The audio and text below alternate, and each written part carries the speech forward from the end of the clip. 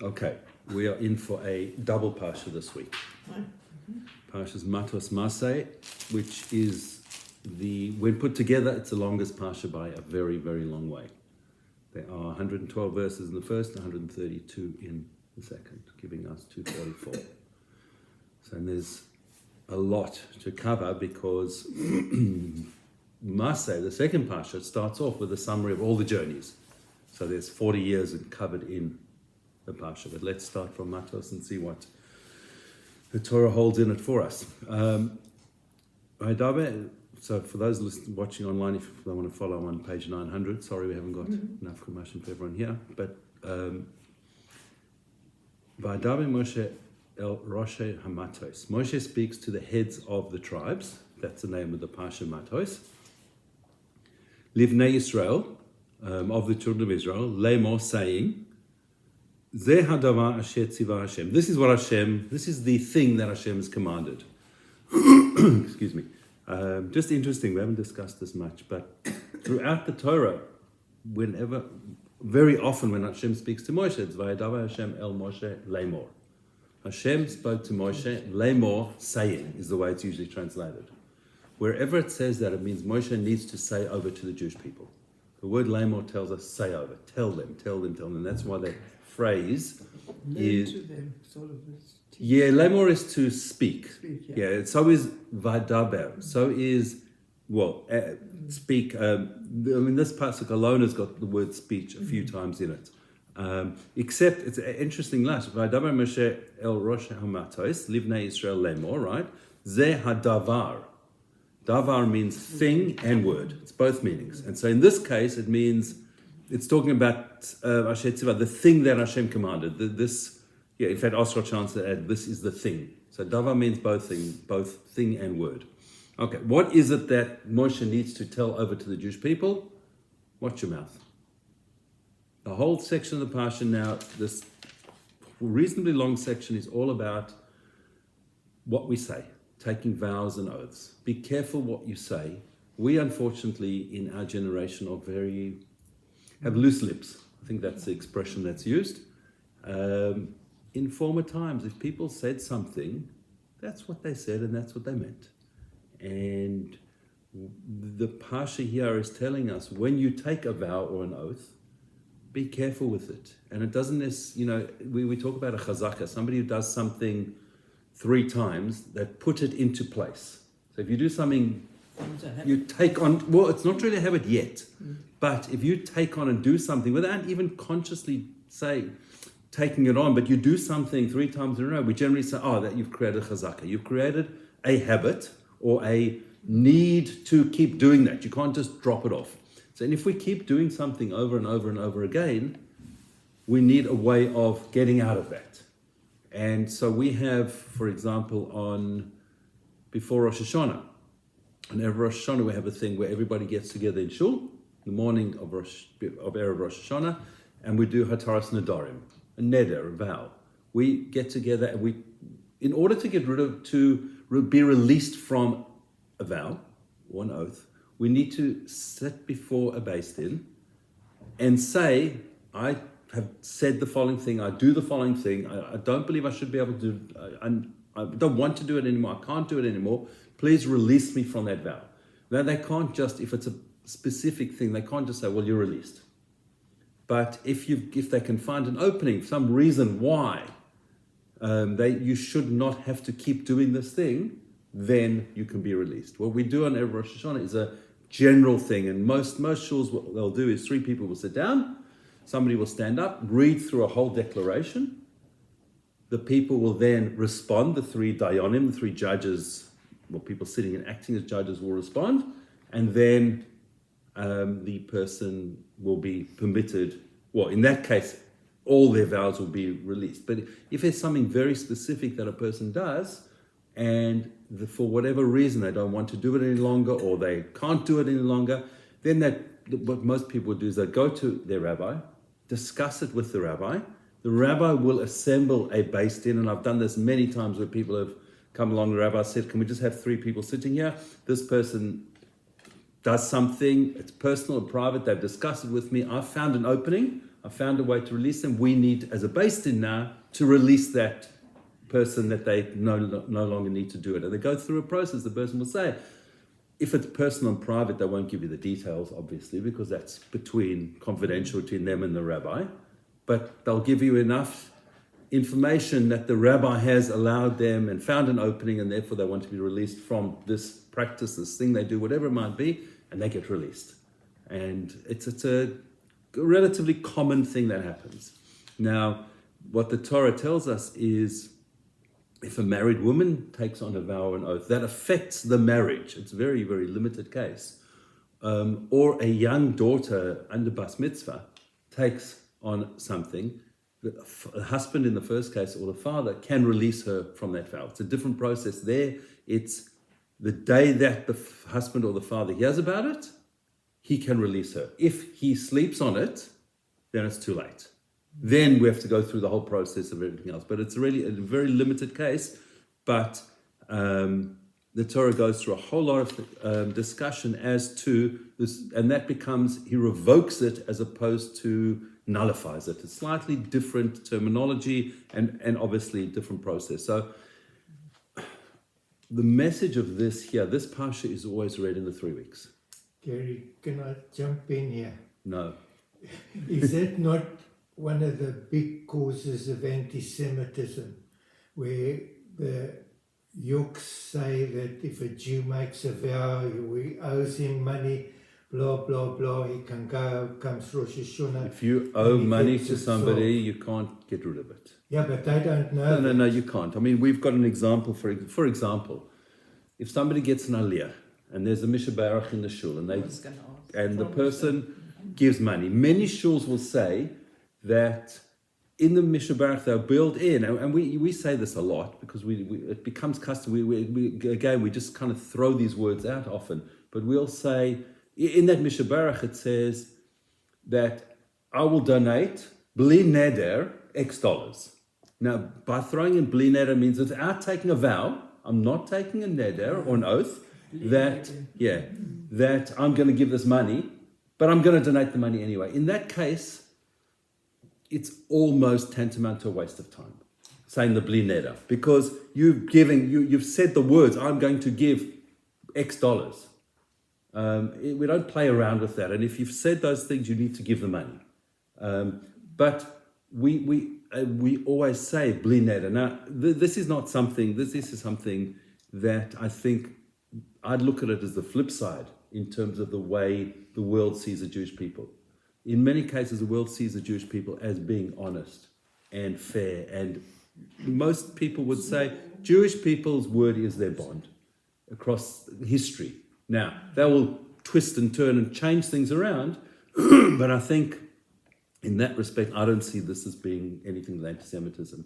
Anti-Semitism, Rav Hirsch said, comes about because by us accepting, by Hashem giving us the Torah and us accepting the Torah, we put something into the world that gives them a conscience, that gives them something that their bad behavior, they'll look at us and say, well, hang on, they've got this thing that God's spoken to them, and they are giving us a conscience. We can't behave like that. Therefore, we need to hate them because that'll absolve us of any worry of our bad behavior. Well, the chosen people. That's the Torah's listed many times. I have found, particularly in Australia, that non-Jews do not trust us. They think we shortchange them. If I found it on the bowling green. Absolutely. Yeah, there's anti-Semitism in the base case. If I'd say to you, Gary, you're 2 yards short and you were 4 yards short, she'd say that's a very Jewish remark. Yeah, but I think it's probably, I think that my gut feel, and I'm giving people the benefit of the doubt, is not even go less than that. It's just habit. It's just something, they're not thinking what they're saying. Vast majority of people. Think Jewish butchers gave you short weight. And that sort of thing. I'll have a Jewish drink, I'll have a glass of water. Yeah, but they talk about Scotsmen in the same way. Let's take out our own. I was going to say, take out our own sensitivities. The standard joke about a Scotsman not paying for things and whatever. It becomes, unfortunately, it is anti-Semitism. But I just want to give people more the benefit of the You know, doubt. we're the But usurers of the world. that's historical difference, and there's reasons for it, because the Torah says we're not allowed to charge interest to Jewish people, but we're allowed to charge interest to others. And no, there's many reasons for that. There's many reasons for that. But in Europe and parts of the world, historically, that was the only job we were allowed to do. Yeah. And so we were pushed into that in many ways. There's nothing. There's a way of looking at it. Look after your own. You're looking after That's your that's own. the flip side of it, absolutely, and that's what we don't push. We unfortunately, in many ways, we're our own worst enemies. And I think I wasn't going to speak about.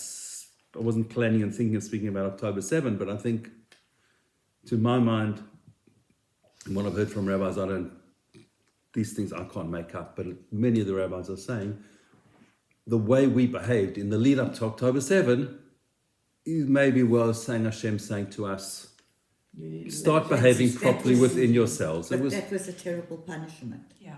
What That's- we have done that was so bad. Well, there's been worse, and there's we can't. I heard a Q&A yesterday with Rabbi Breitowitz from Osamach, and he was talking about how is it humanly possible to understand. The question came something like this: that for 5 or 6 or 7 hours, the IDF was nowhere to be seen on October 7. In many of the kibbutzim and yeshuvim on the Gaza border, there was just the IDF were just not there. They missed everything. They didn't know anything. They couldn't. And the IDF was being touted as the greatest military in the world, the greatest ability to know exactly what's going on with every group around us, and yet they missed everything. And his point, the way I understood it, was for a person who is a believer, a Maimon, somebody who believes in Hashem, it's not hard to understand that Hashem, my words, so to speak, withdrew from the picture and said, this needs to happen. Why? We'll find out in some other time later down the track. Why did the Holocaust happen? We don't know. We'll find out. Everything that happens is for a reason.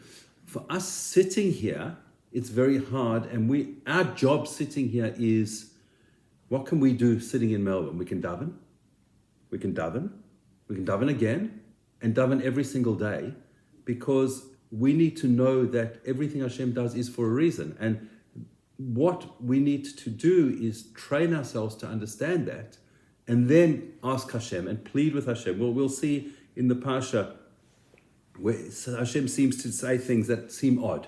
And the next Parsha that comes up, it seems out of character what Hashem tells us to do, and what Moshe tells us to do. We'll come to that in a minute or two.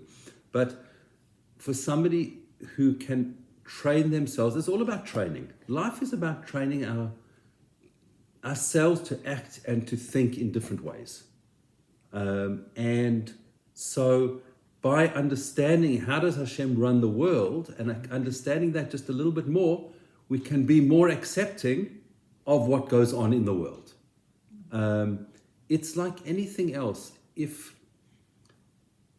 somebody goes to Israel, okay, and a Jewish person goes to Israel, and they go and stand at the Kotel, and they stand there and they see all these people there, and they don't feel much. It's okay, it's a wall, a lot of people there, it's nice, take a few photos, there's a nice Israeli flag there, oh look, that golden building on top of the thing, it's quite pretty.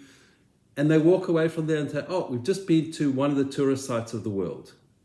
And this is a Jewish person I'm talking about. The reason they are like that is because they haven't learnt anything or trained themselves to understand what the Kotel is about, what the Kotel offers us. Now, even for many religious people, they don't get that same feeling there. They might get it in other places, because we get this connection to spirituality the way we want to connect. Hashem deals with us the way we want to deal with Him. If we want to say to Hashem, I'm doing it my way, let's quote Frank, then Hashem says, fine, you're on your own. You can do it your way. If a person says, Hashem, I want to do it your way, just guide me, then Hashem says, fine, I'll give you what you need. I might not make you the multi-billionaire, but I'll give you enough to keep you going, and I'll make you happy with what you've got. It all just depends on perspective, on how we have that relationship. The hard thing with the relationship with Hashem is we can't see Him. But boy, oh boy, once we connect to Hashem, we can feel Him and we can know He's there. There's so many times in life where we can just, if we just take a step back and say, wow, did that happen? How did that happen? Oh, Hashem was driving it. We just need to take that step back. All right, the next Parsha. We're at Shani in Matos, and just as a matter of interest, because we've got a double Parsha this year, I think it's the only double Parsha. So far it's been the only one. The way we break up a Parsha normally is 7 aliyahs, and then we have a maftir at the end, an 8th, which is a repetition usually of the last few verses. Where we have a double Parsha, we have the 4th aliyah is split over the 2 Parshas. So in this week's Parsha, we've got Rishon, Sheni, Shlishi. At Shlishi, it becomes the 2nd aliyah. So the 3rd aliyah, when it's one Parsha, becomes the 2nd aliyah. And so whenever there's a double Parsha, there's a specific way of breaking it up. So in this week's Parsha, the last aliyah of Shvi becomes Revi, and that becomes continued into the 2nd Parsha. So there's always going to be 3.5 aliyahs in the first Parsha, 3.5 in the second, and the 4th aliyah joins the 2 together. Okay, so the next section is about a battle with Midian. So remember how the Midianite women attracted us a few weeks ago, the whole story with Bilam and Balak, and then Zimri and Cosby. The head of the tribe of Shimon decided he wanted to take this Midianite princess, and Pinchas, as you said, killed them. That was last week's Parsha and the week before's Parsha. Now Hashem says, V'adaber Hashem el Moshe lemor. Again, there's our standard phrase. Hashem said to Moshe, saying, Nekoim nikmas b'nei Yisrael me'es hamidyanim achar te'asef el amecha. Take vengeance on the people of Midian. The children of Israel need to take vengeance against these people because of what they did. And afterwards, you'll be gathered unto your people. And Hashem says, once this war is finished, then Moshe, that's it. That's the end of your life. You are going to move on to the next world. So Moshe could have said, okay, so Hashem's giving me a mitzvah to have this war, and then Hashem's going to kill me.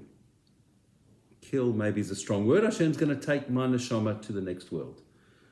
Maybe I should hold off for a week, a month, a year, 5 years, 10 years. I can keep living, doing mitzvahs, and keep going. Moshe says, no. Hashem has commanded me to do something. Let's go to battle. V'adaber Moshe el ha'am. Moshe says to the people, Lemor, saying, Hechaltzu me'itchem anoshim letzava v'yihu al Midian l'seis nikmas Hashem b'Midian. Arm yourself. Let's go to battle. Let's get an army together and let's go and inflict Hashem's vengeance against Midian. Hashem has given us what is called a mitzvah war, or mechemes mitzvah, and we need to go and fight this war now. There's 2 types of wars. If we're attacked, then in our times it's still a mechemes mitzvah. It's a war of mitzvah because we need to defend ourselves. But we don't have permission, in most cases, to go and attack other people outside of Israel. So in other words, if there's a threat, we can defend ourselves and get rid of the threat. But we can't go and attack Syria and take over Syria. That's not what is normal in the circumstances. King David was able to do certain battles which were beyond that. But in most cases, we need to fight a war. So Moshe gives us now the battle plan. What's the battle plan? Take 1,000 men from each tribe, 12,000 men for the army, and send 1,000 to the war. And essentially what they said was send 1,000 to battle from each tribe, have 1,000 as the supplymen, people who are providing their arms and their food and whatever else, and have 1,000 people from each tribe sitting and learning Torah. We need a Jewish state is set up in 3 places. We need people on the front line, we need people in battle, and we need people in between, what they call in the army in Israel, jobniks. And I said people on the front line being not the people in battle. I separate that intentionally. The front line is those people sitting in yeshiva and learning. Because without learning, without davening, a Jewish war doesn't happen. End of story. We need all three parts. A Jewish state, a Jewish battle needs to happen in that way. And I'm saying that to be politically incorrect about what's going on in Israel at the moment. We'll leave that. I'm not going to comment on that. Okay, so we have this battle, and Pinchas from last week's Parsha is set up, and he's called now Pinchas ben Elazar HaKohen, Pinchas, son of Elazar the Kohen. He is the general of the army. They go out and they kill the Midianim, and it lists the Midianim that they kill, and they kill Bilam, son of Beor, with a sword. Bilam, who implemented the entire problem we had when he tried to curse the Jewish people 2 weeks ago, and then put in place this whole ruse with the Midianite women. Bilam gets killed in this battle. The children of Israel take captives. They took the women of Midian and the young children, the cattle, their flocks, and all their wealth. They took as spoils. The cities, it says the cities, their habitations, all their palaces, they burnt to the ground. They took this booty and their captives of the people and the animals, and they brought them to Moshe and to Elazar HaKohen and to the people of Israel.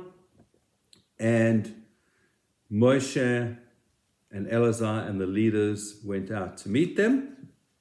So they're coming back from battle with this massive booty. And Moshe looks across at this and he says, this is not acceptable. He was really angry because they were told, you need to wipe out the people of Midian. It was the women that led you astray, and here you are bringing them back to put us back into the position that we were in when we started. So Moshe says to them, did you let every woman live? It's they that caused the children of Israel, by the word of Bilam, to commit betrayal against Hashem. And it's because of them 24,000 people died in the plague, and yet you let them live. So at the end of the day, what they did was they, through a supernatural, Hashem putting something in play, the Kohen Gadol wore a tzitz, which was his head plate, which said Kodesh La Hashem on it, and that had certain mystical powers. It atoned for certain things as long as the Kohen Gadol was wearing it, and they made the women walk past. And there were signs given about which women were allowed to live and which ones had to be put to death. It's all part of the battle. As part of all of that, moving on, they had part of the spoils of war were all the kalim, the vessels that the Midianites had, that the Jewish people had taken, all their food preparation pots and pans and things. And we learn here the laws of kashering. So this is, if you buy a second-hand item from the second-hand shop, how to kasher it, or if something goes wrong in the kitchen, which happens very often, there's specific ways of kashering things. Or if you want to use something for during the year for Pesach, to kasher it. Basically, the Torah says quite simply, gold, silver, copper, tin, iron, tin, in others, metals, they're coming into the fire, pass them through fire, and that's how they're purified. If it's used with water, then you need to boil it in water. Depending on the item, almost anything can be kashered, except for pottery and clay utensils. But essentially, there's different ways of kashering different things. Most metal items, small things, we kasher in boiling water. Relatively simple to do as long as they're clean. So you need to clean them first and then kasher them. And all of these vessels, because they were, not all of them, depending on the material, but need to then be put into a mikveh. Any new vessel we buy, we should take to a mikveh and tovel it, because that makes the vessel Jewish, in quotes. Okay, and then we're told how the spoils of war were divided between those people who went out to battle and those who were at home. The spoils of war, and the Torah goes through a long description of exactly what the spoils of war were in terms of numbers of animals. The animals, beyond that, the flock, 675,000 flock usually means sheep and goats. Cattle, 72,000. Donkeys, 61,000. Human beings, a woman who had not been with a man, 32,000. So it says half of those went to the army of all of these spoils, and the other half, and it lists 333,500 of the flock goes to some to Hashem, some of it to the people, and some of it to the army, all split up. Not going to go through all the details now. The Torah goes through a lot of detail as to exactly what was given over to the people that went to battle and the others. Now, we are now sitting on the side of the Jordan River, over the Jordan River, the East Bank, and we've taken over this territory of Sichon and Og and all this massive territory around, and we're about to go into Israel. And Moshe knows that the land's going to be divided between the 12 tribes. Suddenly, the children of Reuben and the children of Gad come along and they say, we're rich. We've got so much cattle. We've got so many sheep and goats. Israel's this tiny little country.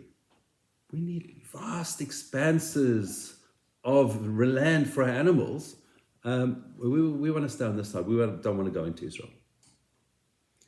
And Moshe says, not so quickly. Hang on a moment. Remember what happened 40 years ago when 12 spies went in and 10 of them came back and all your fathers are no longer with us because they believed the negativity that the spies told us? Well, that is not quite appropriate. You need to come in and you need to be part of the Jewish people to settle the land. They knew that there was more likely than not going to be wars as they came in. And in fact, there were 14 years of battle that Yehoshua led. And so Moshe says, not so quickly. So they said, so Moshe says to them, should your brothers go out to battle while you settle here?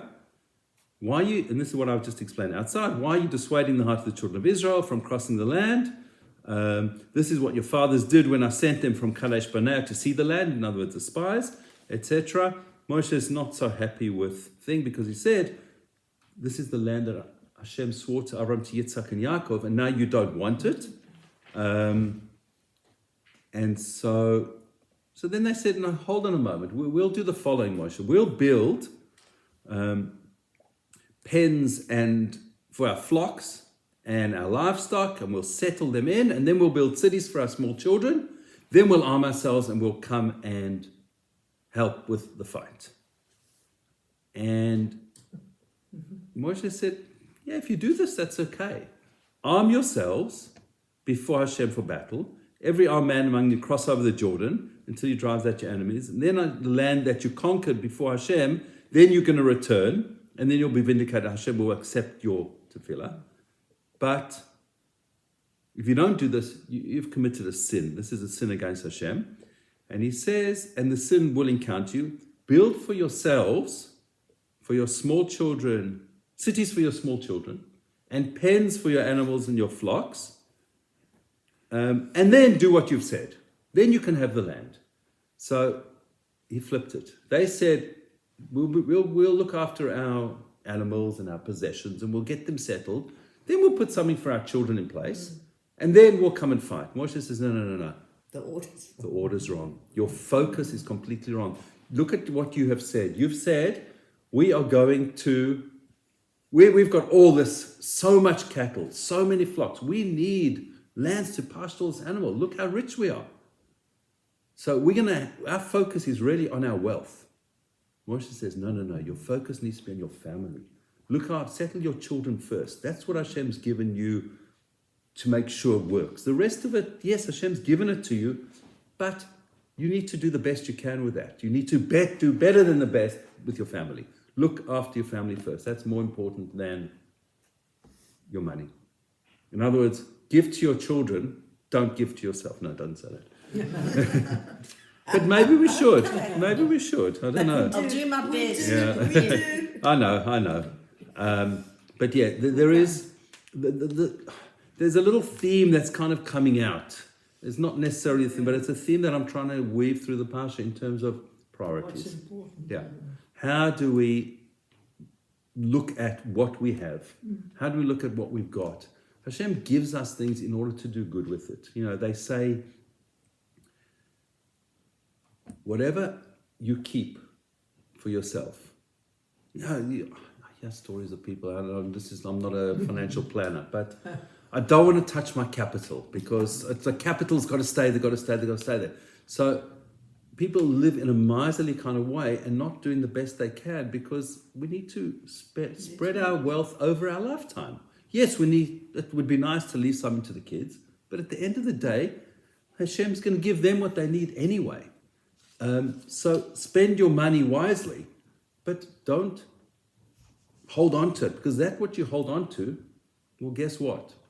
You're not going to have anything with it. It's not going to go with you. It's going to go with you because there's going to be a fight about the will later on and all these kind of things that often happens. But But you know what leave your nothing, grandfather leave nothing. said? Sadie used to Yeah. say. The only way your children will all talk to each other if you leave nothing. Sadie's famous words. Rabbi Shamshon Raphael Hirsch, That's good. many famous rabbis have left a will, not a will as in I'm giving you this and you that and you this, but more of a spiritual type will. I can't think of the word off the top of my head now. Ethical will. And in it he said, one thing I ask you with my children is that you never fight with each other once I'm gone, because fighting, particularly over money, will give your mother and I absolutely no rest in the world to come. If we in the world to come look back and look down at you and see that you are getting along and you're not arguing, then you have done us the ultimate kindness. I'm paraphrasing completely. But that's what it's about. Unfortunately, in so many cases, that's where we see things fall apart. You're even taught that you, in death, never treat your children differently regardless of their circumstances, because circumstances can change. Absolutely. Yeah. I'm going to my financial advisor today and he's going to say, give with a warm hand, give those who need it With a warm quietly, hand rather than and a when you cold don't, hand. make sure they're all the same. His You've favourite- been as learning we- privately. Yeah. No, I've been learning privately. No, so He's been listening. yeah. When he's No, eating. at the end of the day, what the other side of it is, what I said, what you keep is never going to be yours. What you give away, that tzedakah we give, is yours forever. That's the money that's yours forever. Not only tzedakah in terms of money, but time. Many of the rabbis say that, yes, there's a mitzvah to give ma'aseh, to give 10%. So many people give a chomesh, give 20%. You're not supposed to give more than I that. thought 10% was only Catholics. Where did they get it from? I don't know. Not from me. They got it from you, from the Bible, as they say, Okay, from the well, Torah. No, the Torah. didn't Okay, so realise we whether instigated whether that. we instigated everything. That's Okay. good. Whether Maaseh Kasafim, as it's known as a tenth of your money, is the mitzvah of Maaseh. Maaseh is a mitzvah that a farmer has to give. 10% of his crop, given to a Levi. But we learn out in most cases that 10% of our earnings should be given away as a mitzvah of Maaseh, Kasafim. Giving tzedakah, there's a very small amount of tzedakah you have to give. To do the mitzvah of tzedakah, as far as I recall, you have to give 3 coins a year. It's nothing. But big So, ones. no, coins, a coin, nothing, not Bitcoin and not Krugerrands and not anything like that. A coin, whatever it is, a coin. half It's shekel. I think ATM. it's 3 half shekels off the top of my head. Brought in Shulchan Aruch. It's a halacha, but we obviously give more. One of the things we do in shul is in Shachris. There's a point in time where it's customary to put money in the pushka to give a donation. Many shuls will walk around with a tzedakah box during davening. Now they walk around with a tzedakah box and a credit card machine. Because who's got cash anymore? Cashless society. No, absolutely. I've never seen. When you go, Walking around. so there are people who walk around, drive between the shuls mostly on a Sunday morning to collect for different tzedakahs, and all of them now pretty much have a credit card machine. I get collectors at my door very often, and they're all coming now with a credit card machine because people don't have cash anymore. There's no such thing as a check in Australia. There is a lot of checks around still. Yes. I was talking to my nephew who works in a bank, and he was saying, I was asking about this specific thing. He says, yes, there's lots of people who still have checks, but it's older and older people. It's no young people he knows have checks. Few businesses do, but it's very, very rare. And then occasionally the government issues checks to people So instead now of... when you go to a wedding as a guest, the young couple should have their little machine there so you can give them their wedding present. Yeah, absolutely, that's a good idea. That's a good idea. Yes, okay, you come up with your business concept. Wonderful. You should patent it. It's probably already been done 1,000 times, but it's a good idea. Excellent idea. Okay, so Moshe's condition, let's jump back to the Parsha. Moshe's condition is look after your children first, and then your animals and your possessions. The possessions are there from Hashem. Don't worry about it. So they agree. Children of Gad and children of Reuben said to Moshe, your servants shall do as my Lord commands. Our small children, our wives, and our livestock, and all our animals will be there in the cities of Gilad, which is part of the area on that side of the Jordan, on the east bank. And we'll cross over, every armed person of the legion, before Hashem to do battle, as my Lord, talking to Moshe, speaks. Okay, so then Moshe then commands. Now, Moshe, remember, we was told as soon as that battle of Midian's over, he's going to die. So he's now starting to put in place all of these final things that need to be done before the Jewish people cross the Jordan, go into Israel. So he commands Eleazar and Yehoshua, Eleazar's already the Kohen Gadol, Yeshua's taking over from him. This is what you're going to do. Take the children of Gad and the children of Reuven, cross over, take them into battle. If they don't cross over with you, then they're going to then get their land in Israel. They're not allowed that land. But he says to them, we're also going to add, he tells them exactly which land it is, but he also adds half of the tribe, or we call it Chatzi Menashe, half Menashe, but a portion of the tribe of Menashe should be across the Jordan with them. So in other words, Menashe is going to be the link between those two tribes on the eastern part of the Jordan and the rest of the Jewish people on the west. So Menashe had a portion in Israel proper and over the Jordan River, so that there was a connection between the Jewish people across, because Reuben and Gad otherwise would have been completely separated from the Jews, and in fact they were the first two tribes to go into exile.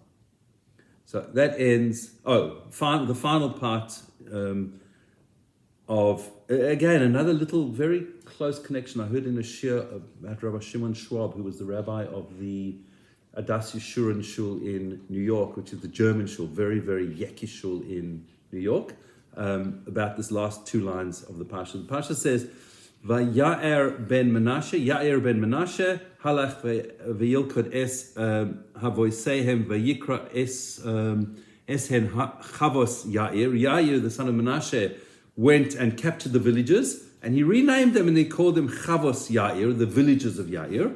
V'noivach, and this other person called Noivach, halach ve'yilkod es kana ve'es benoseha, he captured Kanas and its suburbs, ve'yikra la, and he called it Noivach Bishmoi, after his name. So Ya'ir called these the villages of Ya'ir, and Noivach called this town Noivach after himself. The villages of Ya'ir survived. Noivach, the city, the town, the village of Noivach itself didn't survive. Because Noivach, I'm paraphrasing what I heard from Rabbi Schwab, Noivach was focused on Noivach. It's just about me. It's all about me, my possessions. This is mine. Whereas Ya'ir was saying, oh, these are just villages. Yeah, we'll name it after ourselves, but they're the villages for other people. People need to come there.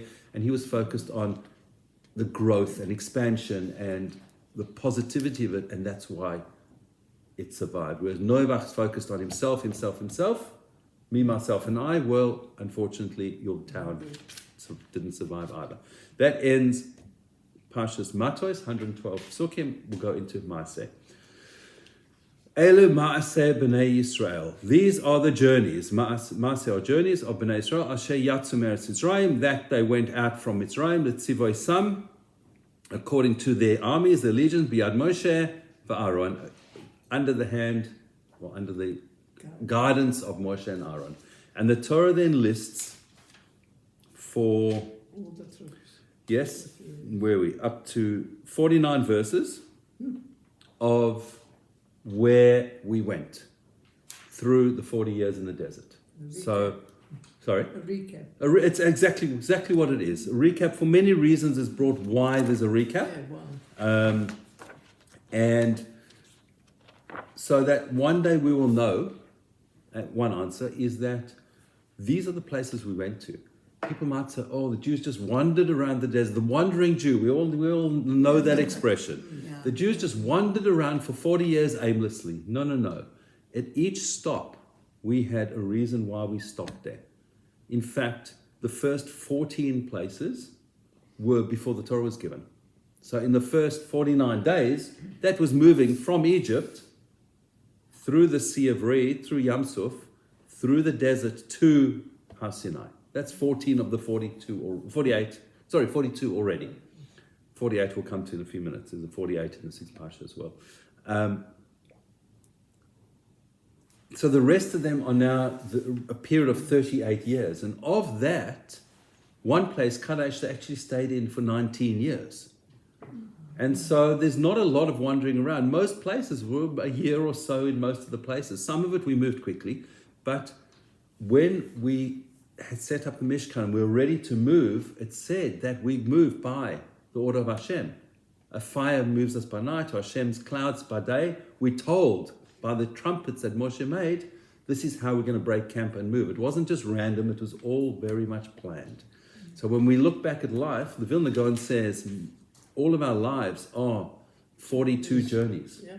And you look back at your 42 journeys. Now, for most people, we're not going to be able to work out exactly what each journey is. A journey might be very small, or a journey might be very big. We have 42 different encounters in our life, different happenings, different things that go on in our life that take us through life. What can we learn from each of those journeys? And there's a fortune of Torah written about these 42 journeys, these 50 verses just explaining place to place what we did. It's lain by most people in a bit of a sing-song way. We journeyed from here and we got to there. We left there and we got to yonder. And we left yonder and we went here. And it's a beautiful laning of, we didn't journey just for the sake of moving. We journeyed because Hashem told us we need to move on. It's time now to move for whatever reason. And so Moshe is giving them a history of what happened, to know that everything was under the guidance of Hashem. And just as the Vilna Gaon says, just like everything that happened to Jewish people in those 40 years, that is under Hashem's guidance. So our entire lives are under Hashem's guidance. Everything we do is Hashem is moving us. Okay, we're now, so that is the end of Sheni in the second Parsha, the second Aliyah, but it's only the end of the fourth Aliyah in the double Parsha. So now we're at Shlishi, in this, if it was just this week's one Parsha, we're at Chamishi, the fifth Aliyah for the double Parsha.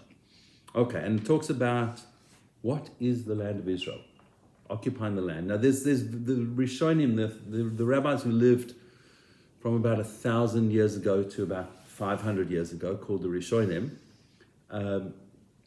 There's a number of Rishonim who've got slightly different understandings, because the Torah tells us exactly where the land of Israel is, but they've got slightly different understanding exactly where the towns are.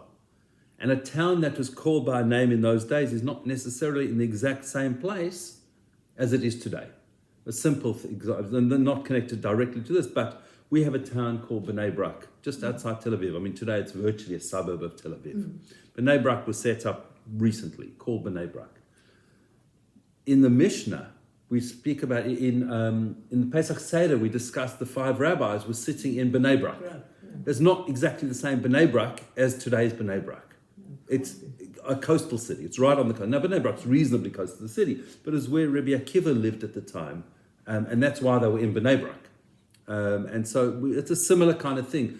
A modern town or city has a name. It's not necessarily the exact same place, and we don't know exactly where it was. What we do know is that the land of Israel proper went into Lebanon, quite far north, and it didn't go as far as Elat.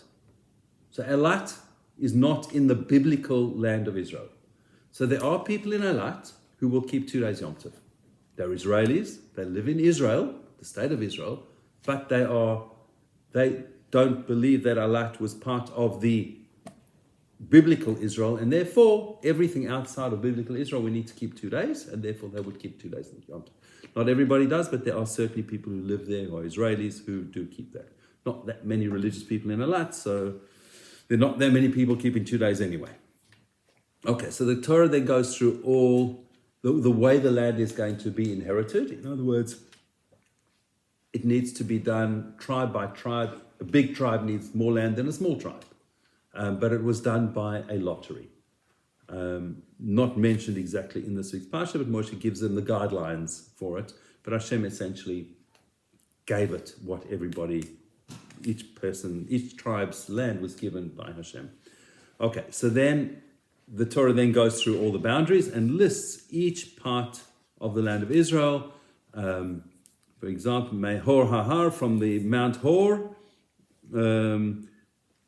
to Levoy Hamas, all different places it mentions, from the Kinneret to the east, from the Mediterranean Sea called the Yam Hagadol, the Great Sea. All of these places are mentioned, east, west, south, north borders, all the way. And he talks about the 2.5 tribes, Ava Yarden, on the other side of the Jordan. Okay. Then Moshe then says, right, these are going to be your leaders. He mentions all the leaders of all the tribes, because remember, the previous leaders had all passed on in the last 38 years. Now the leaders of each tribe are mentioned, and he says, this is Hashem commanded, are going to take over and apportion the land of Israel. Moshe then wants to be part of the settlement of the land. He knows he's not going in. And so Hashem tells him, okay, set aside cities. Firstly, when the land was divided between the 12 tribes, remember how we have 2 ways of counting the tribes. We either count the tribes as the 12 sons of Yaakov, or we exclude Levi, the Leviim, and we include Ephraim and Manasseh, Joseph's 2 sons, as 2 tribes.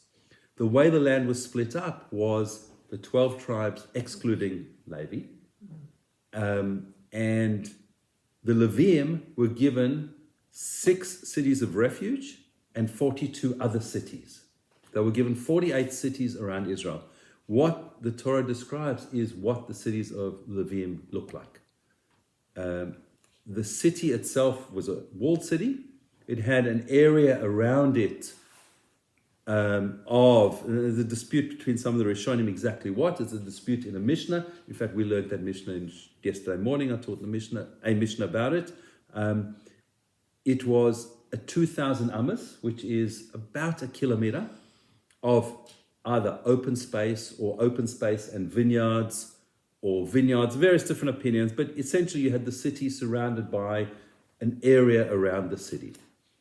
And the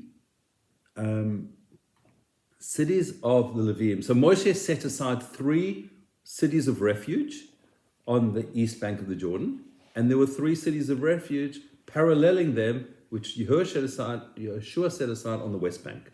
You had 6 cities like that going down. And these were cities where a person who inadvertently murdered somebody, what we'd probably call today to some degree manslaughter.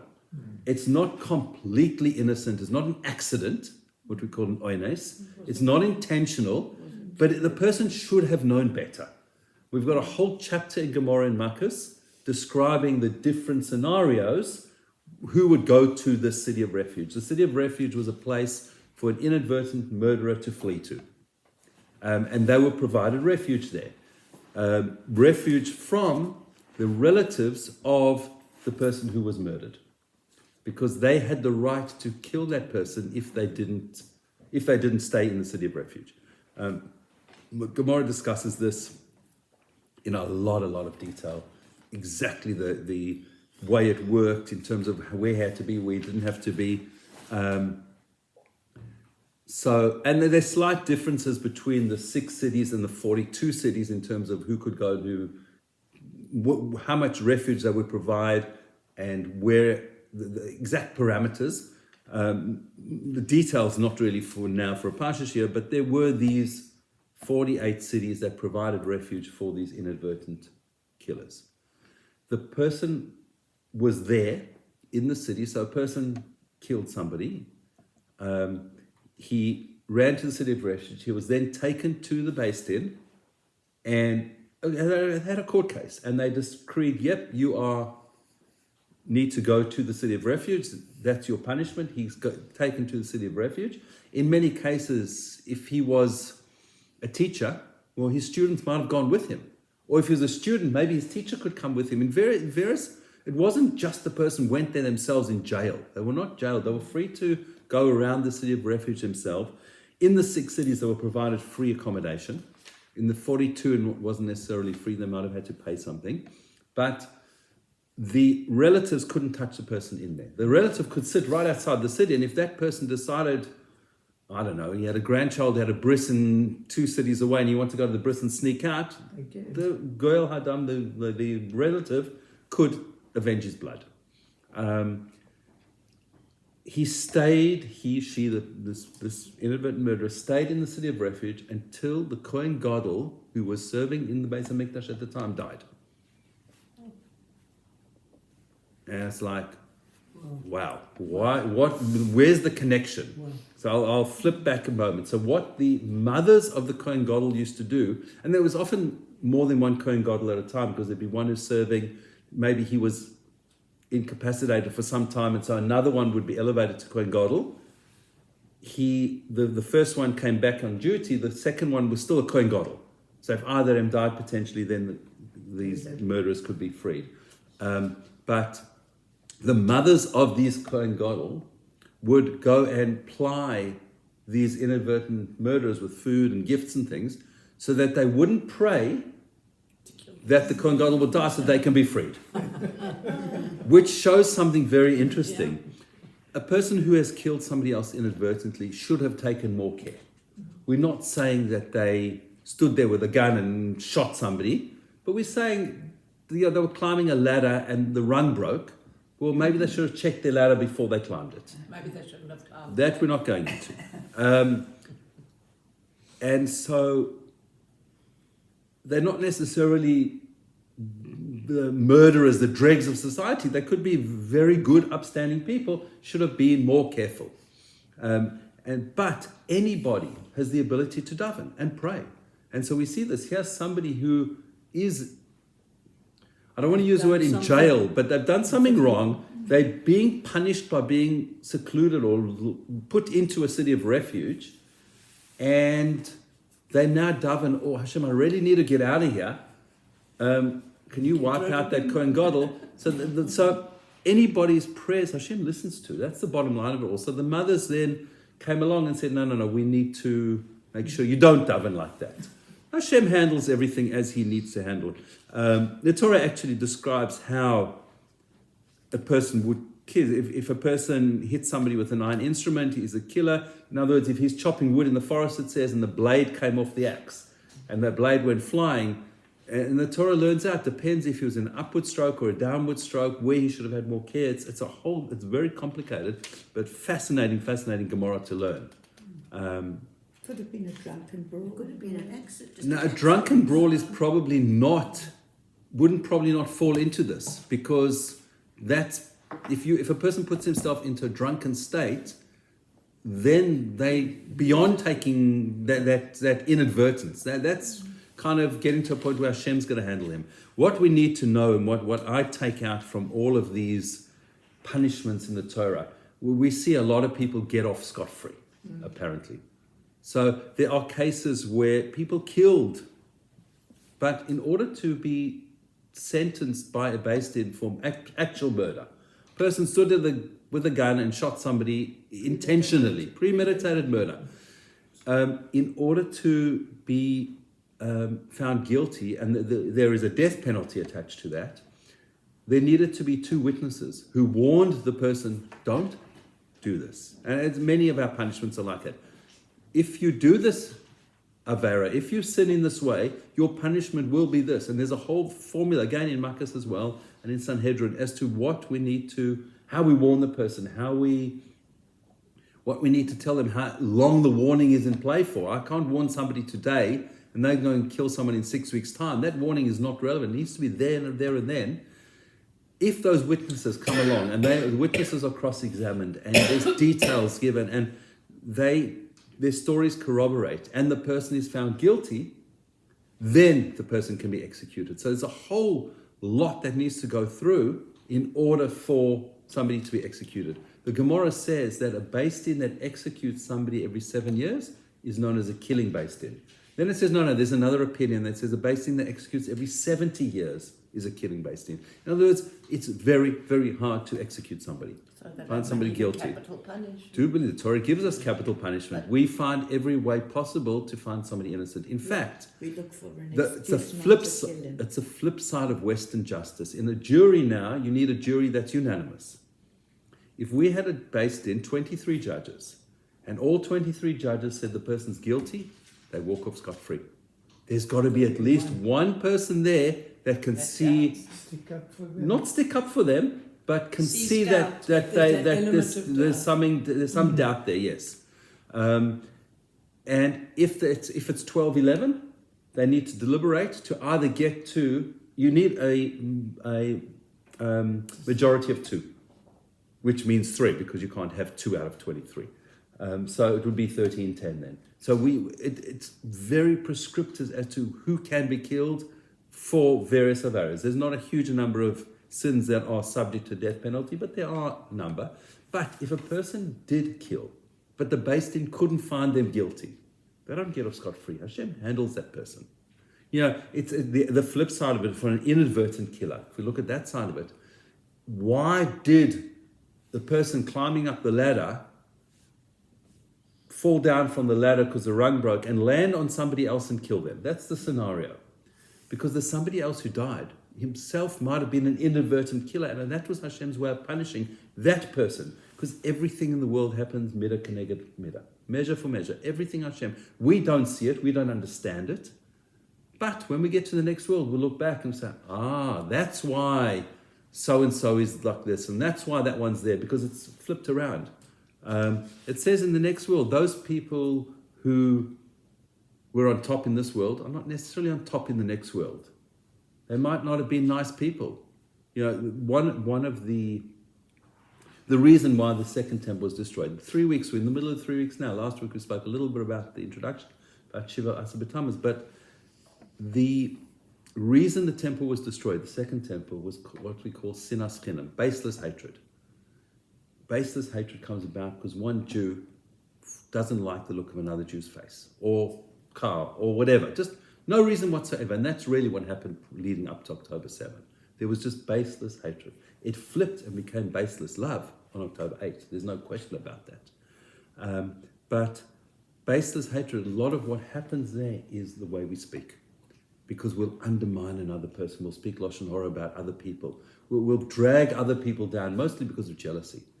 But the way... It's true. Yeah, but the way we speak is the focus, and for many, many years, the Chofetz Chaim Heritage Foundation brought out videos on Tisha B'Av, and many, many years, the focus of those shiurim that they bring out, which are shown in lots of shuls on Tisha B'Av, is speech. Learn the laws of speech.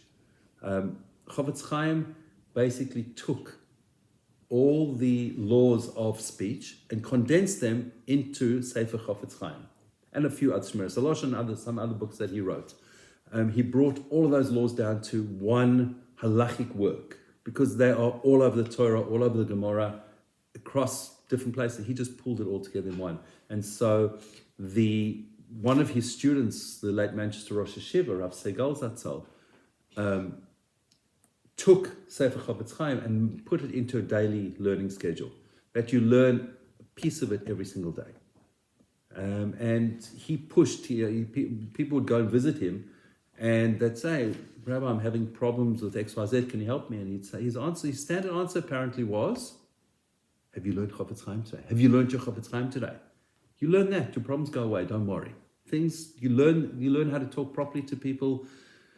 You learn how not to listen to people who speak improperly. It's incredible. And the interesting thing with Lashon Hora is Lashon Hora is something that's true about somebody else that we tell other people. It's not a lie, it's not a fabrication, but it makes a person look bad. And so we've got to just be careful what we say. That's the 3 weeks message coming out of this shiur, I guess, today. We're not quite finished the Parsha, but we've almost finished the Parsha. The last section of the Parsha is, remember the 5 daughters of Slochad that we met last week? Yeah. They're mentioned again. They want their land. They got their land. The problem is their cousins figured, hang on, if they marry out, in other words, they were from the tribe of Manasseh. If they marry people from other tribes, Then what? because of patrilineal lineage of hand down of land, that land's now going to go to the other tribe, not us. So Hashem said, yep, you're right. And for this generation, they need to marry people within the tribe of Manasseh. And so Moshe commanded them, that the way Hashem said, it's correct what you said. Hashem has said that the daughters of Slochad need to be wives who's ever good in, the Torah says, let there be wives to whomever is good in their eyes, but only to the family of their father's tribe, they become wives. It was a 1 generation mitzvah that needed to happen, just in order to make sure that the land of Israel was split amongst the tribes and there wouldn't be machlokas after they had moved on to the next world. That's the other message of this week's Parsha. And so Hashem commanded Moshe, the daughters of Slochad did. The Torah mentions them by name again.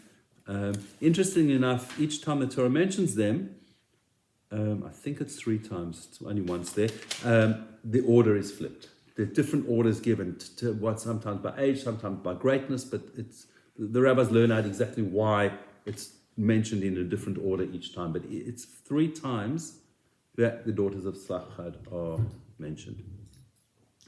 And the Sefer ends, we're right at the end of Sefer Bamidbar now, so we're going to say on Shabbos at right at the end of Leini, Chazak, Chazak, V'nis Chazek, be strong, and may we be strengthened. But the Parsha ends, Elu ha-mitzvos ha-mishpatim asher tziva Hashem b'yad Moshe el b'nei Yisrael ba'arvas Moab al Yarden Yerechai. These are the mitzvahs and the ordinances that Hashem commanded through Moshe, literally through the hand of Moshe, to the children of Israel in the plains of Moab by the Jordan, at the Jordan by Yericho. We're standing right there. Moshe knows he's about to die, because next week's Parsha starts Moshe's last major speech. The whole of Sefer Devarim is Moshe's last speech for the last few weeks of his life. But Moshe put in place, Hashem said to him, attack the Midianites, because that's the last thing you'll do, you're going to die. Straight into it, Moshe says, Hashem, you told me to do something, I'm doing it. So these are the mitzvahs. We end by saying Chazak, Chazak, we should be strengthened. Klal Yisrael should be strengthened. We should only hear good news out of Eretz Israel. And we should not have any more sorrow. It's